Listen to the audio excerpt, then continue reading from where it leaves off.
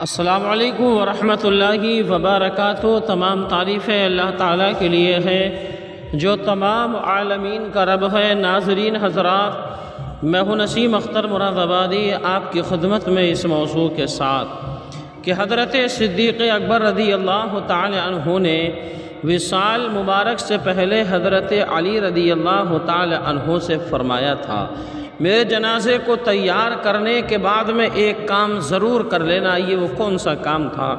سنیں اور ایمان تازہ کریں، درود پاک پڑھیں، صلی اللہ علی النبی المی والہ صلی اللہ علیہ وسلم، صلاۃ و سلام علیک یا رسول اللہ صلی اللہ تعالی علیہ وسلم۔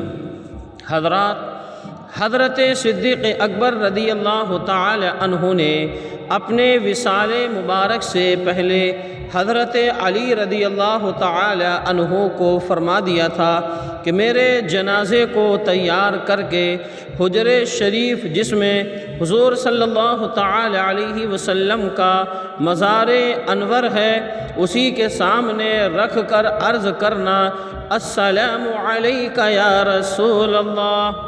یہ ابو بکر آپ کے دروازے پر حاضر ہے، پھر جیسا حکم ہو کرنا۔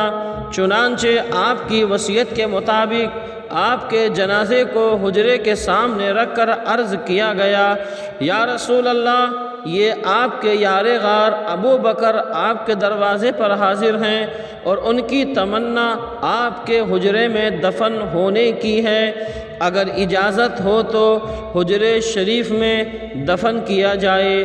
یہ سن کر حجرے شریف کا دروازہ جو پہلے بند تھا خود بخود کھل گیا اور آواز آئی، ادخلوا الحبیب الی الحبیب فإن الحبیب الی الحبیب مشتاق۔ حبیب کو حبیب سے ملا دو کیونکہ حبیب کو حبیب سے ملنے کا اشتیاق ہے۔ جب حجرے شریف سے حضرت ابو بکر رضی اللہ تعالی عنہ کے دفن کرنے کی اجازت ہوئی تو جنازے مبارک کو اندر لے جایا گیا اور حضور صلی اللہ تعالی علیہ وسلم کے کاندھے مبارک کے قریب آپ کو دفن کیا گیا۔ حوالہ سیرت الصالحین۔ حضرت صدیق اکبر رضی اللہ تعالی عنہ کی بلند و بالا شان اسی بات سے ظاہر ہے کہ آپ ہی ثانی اثنین فی الغار ہیں اور آپ ہی ثانی اثنین فی المزار بھی ہوئے۔